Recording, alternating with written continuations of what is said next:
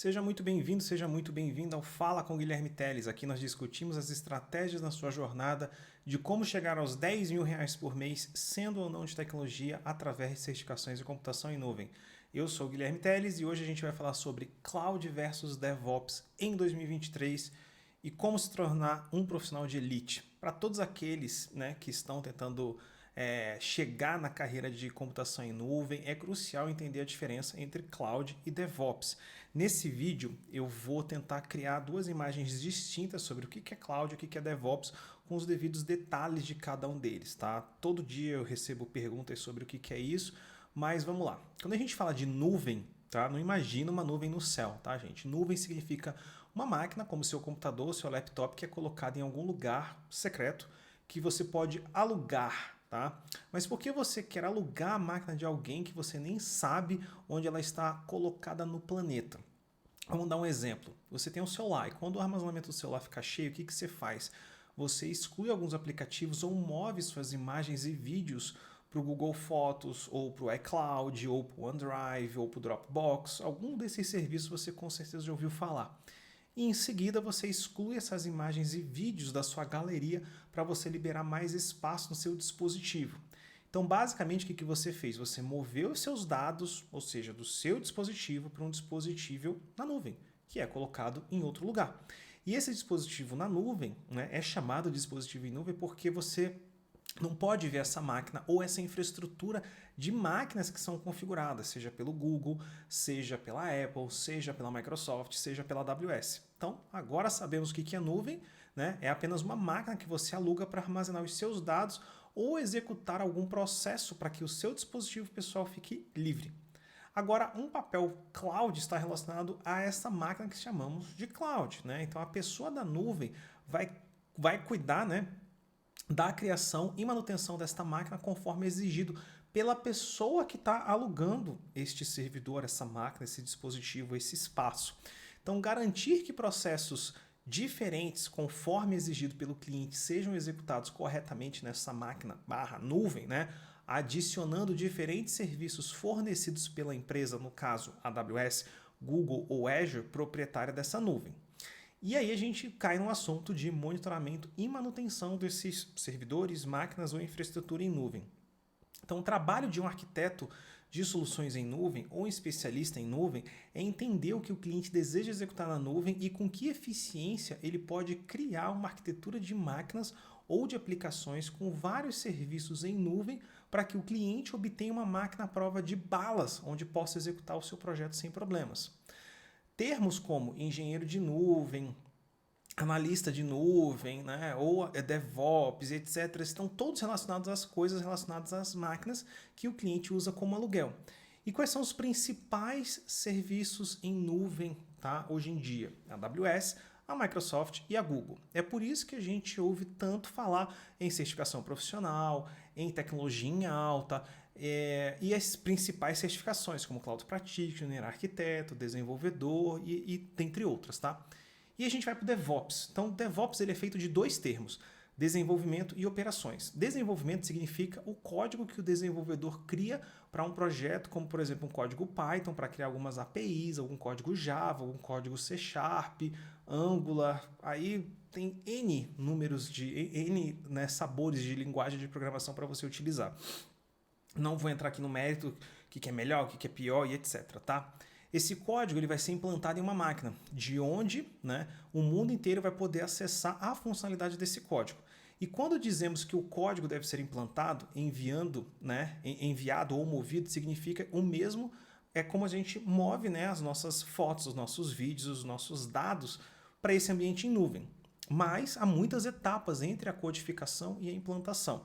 Vamos pegar, por exemplo, o CI/CD. No momento em que um código ele é concluído, todo desenvolvedor vai enviar seu código para um repositório, por exemplo, do GitHub ou do Bitbucket, dentre outros. Eles vão mesclar todos esses códigos, vão testar os códigos, construí-los, buildar ou seja, deixar pronto, né, para uso, e uma vez que o código esteja devidamente construído, eles vão mover esse código para o nível de desenvolvimento, depois para o nível de UAT, depois para o pré-produção e finalmente para o nível de produção. Então, este dev, UAT, pré-prod, prod, nada mais são do que níveis diferentes onde o código é enviado um por um e testado pelos testadores, tá?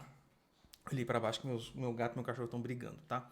Mas vamos lá. Agora o papel do DevOps, ele é automatizar todo esse processo, né, de forma manual, primeiramente, tá? Então ele esquematiza as etapas que ele precisa fazer de modo que ele começa a automatizar as partes, ou seja, ligando algumas partes de modo automático, de modo que no momento que o código foi enviado pelos desenvolvedores, ele pode ser mesclado, construído, testado e se tudo funcionou bem, ele ser implantado no servidor de produção. Então ele vai ligando esses pontos automaticamente. E se houver algum problema, em qualquer um desses estágios, ele deve ser notificado ou notificar o respectivo desenvolvedor ou líder de equipe. Isso é chamado de integração contínua, implantação contínua ou implementação de uma entrega contínua. Tá? Depende aí do termo que você achar melhor. Mas em linhas gerais é a esteira de desenvolvimento automatizada. Portanto, tá? Então, em linhas gerais, tá? A função do DevOps está relacionada à ponte entre desenvolvedores e implantação para tornar o processo mais rápido usando automações. Para essas automações de vários processos, o cara do DevOps precisa entender algumas ferramentas como Jenkins, Docker, Kubernetes, Maven, Terraform, Ansible, Prometheus, né? Você escolhe. Hoje a suíte de ofertas, né? As aplicações de entregas são muitas, então vai depender do dinheiro que você tem disponível, do budget, vai depender das funcionalidades que você realmente precisa. Então é importante você, como analista cloud, como especialista de tecnologia, você entender o que é mais vantajoso para sua empresa. Tá? E qual que é a moral da história? A função da nuvem gira em torno das máquinas, dos servidores e de manutenção. E a função do DevOps ela gira em torno de automatizar coisas usando ferramentas diferentes. Por isso que eu falei que tem muitas ferramentas e você tem que entender para onde cada uma fica melhor encaixada. Esses tópicos eles podem ser muito mais profundos dependendo do que a empresa está pedindo de um candidato. Mesmo que seja uma função de nuvem, ele também pode ser solicitado a automatizar as coisas, não somente em nuvem, porque tem muitas empresas, como eu falei em outros vídeos, que estão no ambiente hoje on-premises, estão migrando, né, suas cargas de trabalho, suas aplicações para a nuvem. Então, com isso, ainda existe alguns cenários híbridos, que é on-premises e cloud, tá? Ou multi-cloud, que a pessoa pode estar utilizando mais de uma cloud. Portanto, é melhor você começar aprendendo um serviço em nuvem, como por exemplo a AWS, e todos os serviços que ela fornece, porque você vai modificando. Então, por exemplo, quando a gente fala que comece pelo básico, é porque o básico que vai te dar a escadinha para você chegar em projetos mais complexos. Se você não é de tecnologia ou se você já é de tecnologia, o jeito correto não é você participar. Eu vou participar de uma imersão de um programa que implementa um software igual ao Netflix, que vai implementar um sistema igual ao do Nubank, igual ao da Uber. Não, você não pode começar por aí. Você tem que começar pelos fundamentos, pela base, pelos conceitos. E são esses conceitos que vão te dar sustentação para você realmente participar depois de uma imersão dessa, de um treinamento como esse. É o que eu falo, não adianta você... Como é que você começa a dirigir? Você não entra diretamente no carro.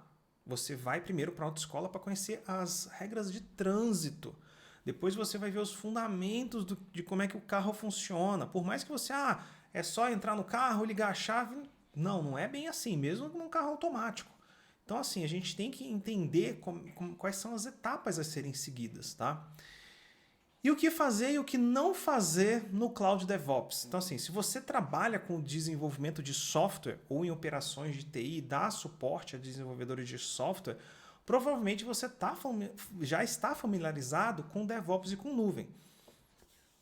Os dois estão rapidamente se tornando interligados, deixando as pessoas, né, lutando para descobrir como fazê-los funcionarem juntos. E à medida que as organizações implementam as melhores práticas de DevOps e melhoram a forma como criam software, A necessidade de maneiras melhores e coisas mais rápidas de implementar seus aplicativos tornou-se essencial. Então elas estão recorrendo à nuvem para quê? Para acelerar essas implementações. Parece que faz sentido. Então, plataformas de nuvem, como a Amazon, por exemplo, ela é promissora no sentido para quê? Para ajudar organizações a impulsionar a inovação e a acelerar o desenvolvimento de software, fornecendo continuamente novas tecnologias, bem como melhores maneiras de executar aplicativos e consumir a infraestrutura. Mas cuidado, ao mudar para a nuvem, você não pode fazer o DevOps da maneira que você faz isso on-premises. Há todo um conjunto de desafios que você precisa enfrentar. Embora a evolução dos seus aplicativos para a nuvem possa não ser tão rápida quanto você gostaria, as recompensas de uma entrega mais rápida, com menor risco e mais controle, valem o esforço. E quais são os desafios de fazer o Cloud DevOps? Com base em anos de experiência trabalhando em empresas de todos os tamanhos suas jornadas para a nuvem, encontrei um conjunto de desafios comuns que as organizações enfrentam ao mover suas práticas de desenvolvimento para a nuvem. A primeira delas é, logicamente, o que eu acabei de falar, a falta de experiência em nuvem. Embora a nuvem já exista no mercado há mais de 10 anos, a quantidade de recursos qualificadas ainda é muito limitada. A quantidade de recursos são profissionais, tá, gente? A nuvem ela ainda é muito nova para as pessoas de operações e de desenvolvimento, pois elas ainda estão focadas em seus trabalhos diários, não têm tempo para experimentar e aprender os meandros das tecnologias de nuvem. Então, como é que eles começam a fazer essa transição? Como elas navegam em todas as opções, como diferentes plataformas em nuvens, containers e arquiteturas sem servidor, que são os serverless, aprendizados de máquina, IoT e muito mais. Né? Como é que a gente chega lá? Sem experiência em nuvem, pode ser assustador para as equipes de TI responder essas perguntas. Entendendo o novo modelo de custo, e o custo é mais do que um efeito colateral e deve ser planejado antecipadamente. Muitas implementações de nuvem falharam porque o custo foi uma reflexão tardia, fazendo com que os custos disparassem e a adoção da nuvem parasse. Então, dimensionamento e integração. A implementação da nuvem em pequena escala geralmente pode ser realizada usando ferramentas da plataforma de nuvem. No entanto, expandir uma implementação de nuvem para equipes diferentes requer mais padronizações e automação do que as plataformas de nuvens atuais oferecem. E aí a gente vai falar de quê? De segurança e conformidade. Então vamos lá. Manter os seus aplicativos seguros na nuvem é fundamental para uma implementação de nuvem bem-sucedida. Muitas práticas de segurança tradicionais, como o SAST, o DAST, ainda são muito relevantes em nuvem. Mas como muitas organizações adotam ferramentas de código aberto e migram para serviços nativos de nuvem, as práticas de segurança adicionais devem ser adicionadas a essa mistura. E vamos examinar algumas coisas que você não deve fazer ao implementar o DevOps em nuvem. Fazer com que os seus desenvolvedores criem e mantenham o trabalho de encanamento, ou seja, o pipeline todo junto, ou seja, as equipes elas têm que conversar invariavelmente. Esperar que os desenvolvedores escrevam e gerenciem infinitos scripts ad hoc os afasta de fazer o que eles são bons, que é inovação, que é código. Nuvem e microserviços estão apenas se tornando os pipelines mais difíceis de se manter, porque você acaba não dando o direcionamento correto. E é o momento certo para olhar para as ferramentas criadas para automatizar e gerenciar a entrega de ponta a ponta. Pensa que as suas ferramentas atuais simplesmente não vão funcionar em nuvem. Não conseguir as pessoas e ferramentas necessárias para fazer o DevOps funcionar na nuvem provavelmente vai levar ao seu fracasso. E você tem que aproveitar a experiência do fornecedor onde estiver disponível para agilizar a adoção de nuvem e minimizar alguns dos obstáculos tecnológicos. Acredite que os provedores de nuvem eles têm todos os serviços e ferramentas que você precisa. Não é uma boa ideia se trancar em uma única plataforma em nuvem muitas vezes, dependendo se você está falando de uma empresa muito grande.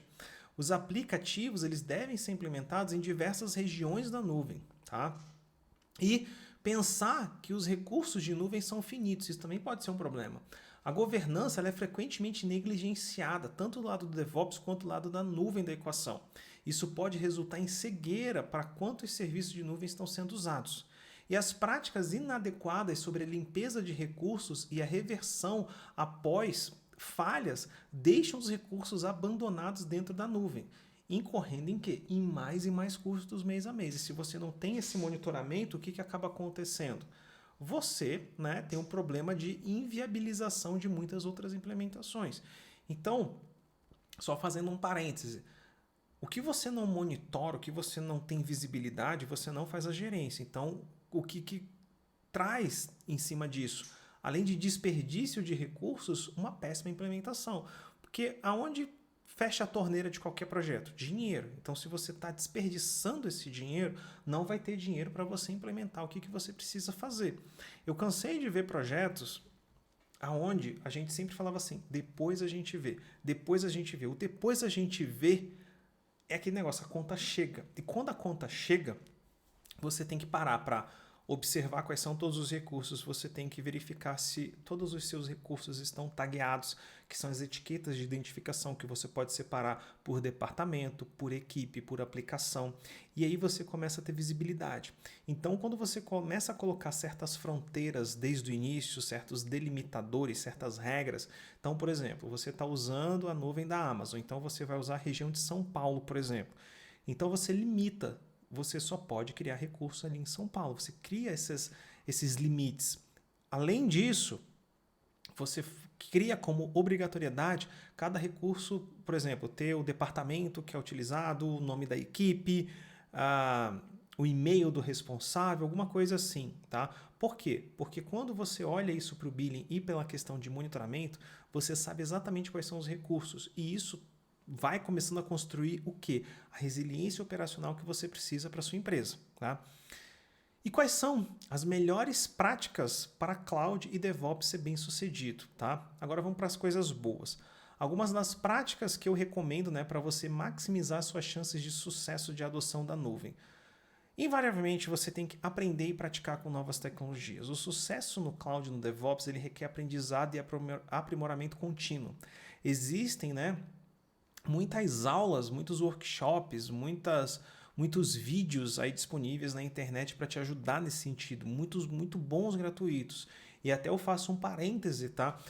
Se você quer começar a estudar realmente do jeito certo, sem gastar nada a princípio, vai no próprio site do fabricante, não precisa ir no meu, vai no site do fabricante, da própria Amazon, tem lá muitos white papers que são guias, mesmo em português, para você começar a estudar. Baixe o guia da certificação. Começa pelo jeito certo, entendeu? Você começando do jeito certo, que é realmente ir no site do fabricante e ver o que ele cobra, o que ele ensina, o que ele diz como pré-requisitos, vai te ajudar numa estrada de aprendizado mais consistente. Além disso, alguns fornecedores fornecem, né, modelos pré-construídos que facilitam e agilizam o aprendizado e o teste de diferentes tecnologias de nuvem e acabam incorporando, né, as melhores práticas aprendidas ao trabalhar com várias empresas. Então aproveita esse conhecimento para remover as restrições comuns que impedem a adoção da nuvem e reduz o que a gente chama de curva de aprendizado. Tá? Peraí.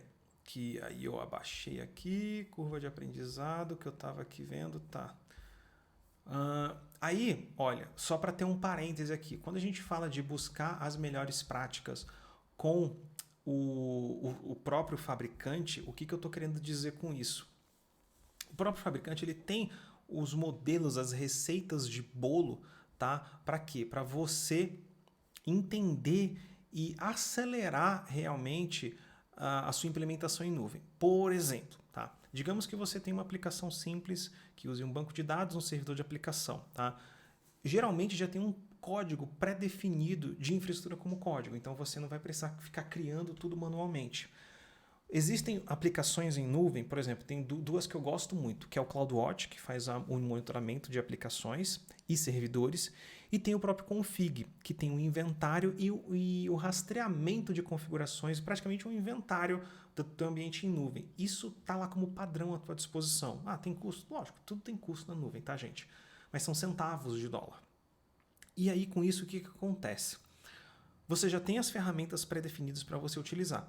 E aí, por algum motivo, você não utiliza. Então, quando você já está 3, 4, 5 passos, 20 passos na frente no teu ambiente todo construído, para você aplicar o tagueamento, para você definir quais são as regiões que estão em utilização, para você definir quais são as métricas de monitoramento, para você definir como é que vai ser o rastreamento, é muito complicado.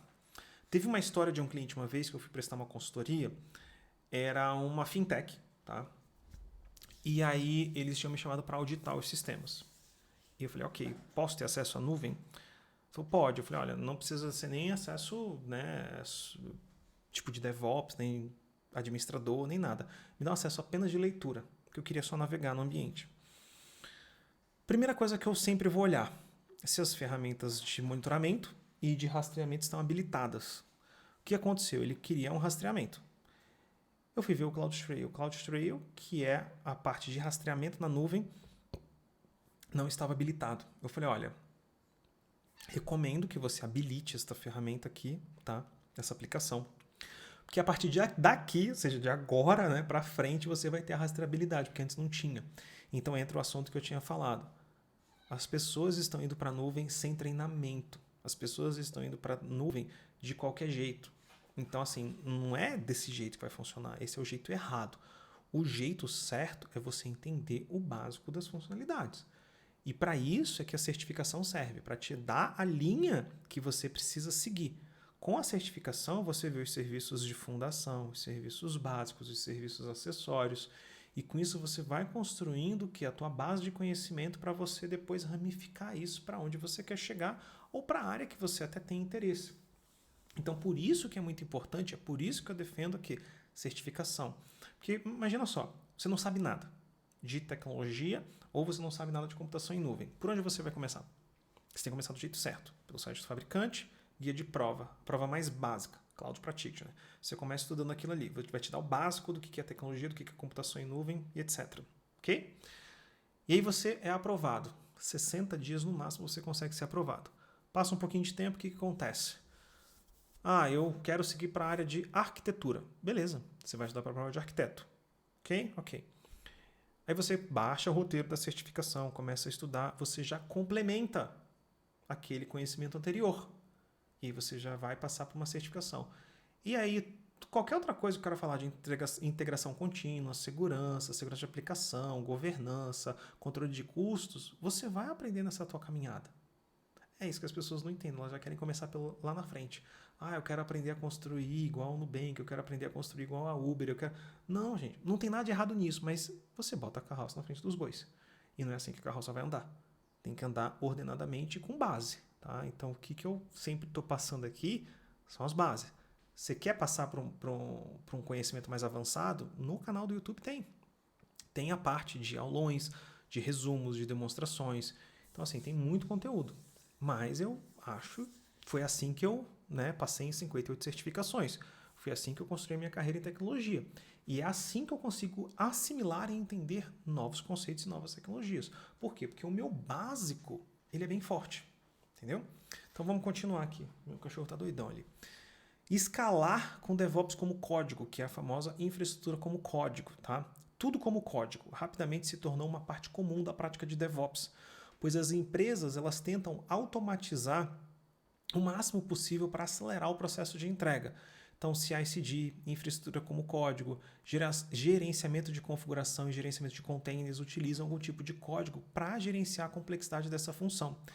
O mesmo deve ser aplicado a pipelines completos de entrega de software. Os blueprints de DevOps como código permitem que você crie modelos a partir de arquivos YAML, que são arquivos de configuração, comprovados, criados por seus especialistas.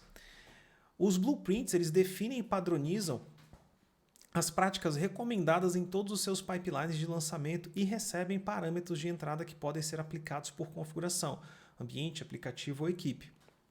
Com o DevOps como código, você pode criar pipelines consistentes em toda a organização e assim também controlar a qualidade à medida que a empresa cresce, ou seja, à medida que vai escalando. Padronizando as práticas de segurança e governança. Vamos lá. Muitas organizações lutam para migrar para a nuvem porque não implementam controles para rastrear acesso, uso e custo. Felizmente, na nuvem existem ferramentas no mercado também que permitem fazer tudo isso. Você pode implementar procedimentos automatizados de limpeza e reversão diretamente no pipeline do CI/CD para garantir que os recursos sejam limpos assim que sua finalidade for concluída, evitando que esses recursos sejam abandonados e esquecidos. A segurança também deve ser automatizada e incorporada aos seus pipelines. A automação é fundamental aqui. Por exemplo, o SAST e o SCA devem ser executados em cada check-in.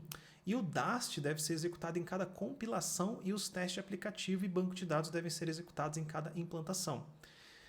E, logicamente, obter visibilidade em todo o processo de entrega de software. O DevOps é uma responsabilidade compartilhada entre muitas funções na organização.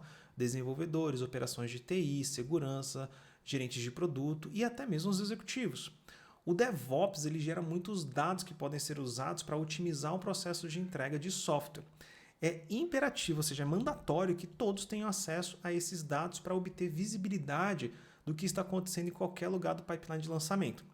A cadeia de custódia, por exemplo, deve fornecer rastreabilidade e auditabilidade completas para todos os produtos da organização. E a qualquer momento, qualquer pessoa no ciclo de entrega deve poder ver onde um recurso está no pipeline, quem está trabalhando nele e quais são suas próximas fases. A análise preditiva baseada em modelos de aprendizado de máquina também podem ajudar as equipes de DevOps a aumentar a taxa de sucesso de lançamento, detectar gargalos e também melhorar a capacidade de corrigir problemas em uma ampla variedade de ferramentas. Então, pensa o seguinte, a maioria das nuvens, como eu estava falando antes, de monitoramento, de rastreabilidade, de deploy automático, ele já vem com ferramentas para você conseguir detectar. Então, por exemplo, quando a gente fala de AWS, a AWS ela tem muitas ferramentas que vão detectar gargalo em chamadas de API, em autenticação, e aí você vai começar a ter visibilidade completa, mesmo você não sendo desenvolvedor, mesmo você não sabendo nada de código, aonde é que está o problema. Algumas dessas ferramentas de monitoramento de aplicação se chamam APM, que é Application Performance Monitoring, ou seja, monitoramento de performance da aplicação. E essas ferramentas, lógico, você não vai encontrar, por exemplo, com um Dynatrace, um New Relic, ali na nuvem, porque são ferramentas que têm aquele negócio fim deles, né? Mas você vai ter ferramentas à sua disposição, como o CloudWatch, como o X-Ray, que você começa a ter visibilidade. E lembra que eu falei no início, o trabalho do analista em nuvem, do especialista em nuvem, do especialista em tecnologia, é ter a visão do todo. Você não pode ficar limitado a só escrever código. Se você quiser escrever código, por exemplo, eu canso de falar. Eu não escrevo nada de código, eu não entendo código. Aliás, eu entendo um pouquinho agora de tanto que eu apanhei para entender. Mas a jogada aqui, o entendimento é o seguinte, é você olhar o todo, tá? Para você poder saber para onde você vai. Se você olha o todo, você com certeza vai saber para onde você vai e você vai ter o entendimento. E quanto mais visibilidade as equipes tiverem, maiores serão suas chances de sucesso numa implementação em nuvem, numa migração para nuvem. E algumas práticas recomendadas já ajudam muito na direção do sucesso para a nuvem, tá? Então, logicamente, para obter todos os benefícios de nuvem, vale a pena investir tempo antecipadamente em quê? Em capacitação, em entendimento, para você evitar os desafios comuns de cada implementação. Então, por isso que quando você, mesmo sendo uma pequena, uma média ou uma grande empresa, principalmente, você tem que ter o entendimento de quê? De que o que você vai fazer, muitas empresas já passaram por isso. Então, tenta ler, tenta ter o entendimento do quê? Do todo. Para onde a sua empresa quer ir? Então, por exemplo, eu quero começar fazendo armazenamento. Tá? Como é que as empresas fazem armazenamento de dados na nuvem? Para quê? Para você ter como migrar muito rápido esses dados para a nuvem, para não consumir muita largura de banda. Qual é o custo que você vai ter de armazenamento? Então, assim, quais são as informações que você precisa de acesso imediato e quais que você não precisa de acesso imediato? Isso reflete totalmente no custo. Como é que essas informações vão ser acessadas em termos de classificação de informação? Então, o que é sigiloso, o que não é, e por aí vai. Então, assim, vê que eu peguei um tema e só disse aqui 3 itens. Então, assim, você tem que ter esse entendimento. E esse entendimento ele te dá através do básico. Você estudando básico, você realmente vai conseguir chegar lá. Não só para ser aprovado de certificação, e a certificação te dá credibilidade para você ter a alçada de voos maiores. Então é isso que a gente precisa entender, tá? E aí algumas práticas recomendadas, né, como recado final aí desse vídeo. Aprender novas tecnologias. Se você, por exemplo, vai trabalhar com a AWS, sempre acessa o blog dele de novidade. Assina, bota teu e-mail, porque acho que semanalmente sempre chegam as novidades, chegam dicas de implementação do próprio fabricante, ou seja, não vai ter erro aquela implementação. Tentar incorporar DevOps como código, como eu falei, eu não desenvolvo, mas existem templates básicos que você consegue copiar e colar e jogar e começar a aprender. E se você quiser se especializar nisso como um desenvolvedor, vá em frente, é uma área muito demandante também. Padronizar a segurança, então entender onde são as falhas e os vetores de ataque, o que pode ser ou não exposto para a internet, quem acessa o que, como é que fica o backup disso, como é que fica a criptografia disso. Então, assim, entenda que também segurança é uma área extremamente demandante em computação em nuvem. E, logicamente, a governança e da visibilidade de todo esse ambiente em nuvem vão te ajudar nessa jornada de cloud e DevOps bem sucedida. Então, é isso que a gente tem que entender para a gente se tornar um profissional de elite. Se você tiver alguma dúvida, alguma crítica, alguma sugestão, deixem nos comentários.